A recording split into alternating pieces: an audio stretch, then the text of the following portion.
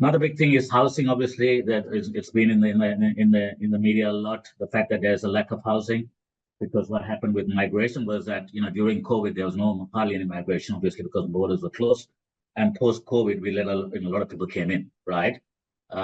So now we had to cater for them. So we need to catch up on housing, and I think the government is going to allocate $6.2 billion to housing, and the aim is to build 1.2 million houses in 5 years' time, right? So apparently that's a big number.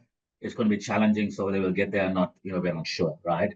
Another thing which is interesting is that we are looking at markets beyond Australia. So the government is going to put in $2 billion to invest in Southeast Asia, right? So not invest or take Australian products into Southeast Asia, which I think is a good thing because if you're manufacturing here, or if you're making goods here or services here, can we now take it to our neighboring countries?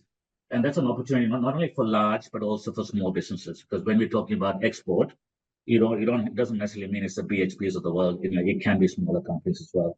So which I think is a good thing, right? So in terms of tax benefits, there is a tax cuts, right? So there is, which I'll talk about a little bit later. But so that's going through. There was a little bit of debate about that, whether that'll go through or not in the coming financial year. So it is going to come into effect on 1 July, which is, like you said, 6 weeks away.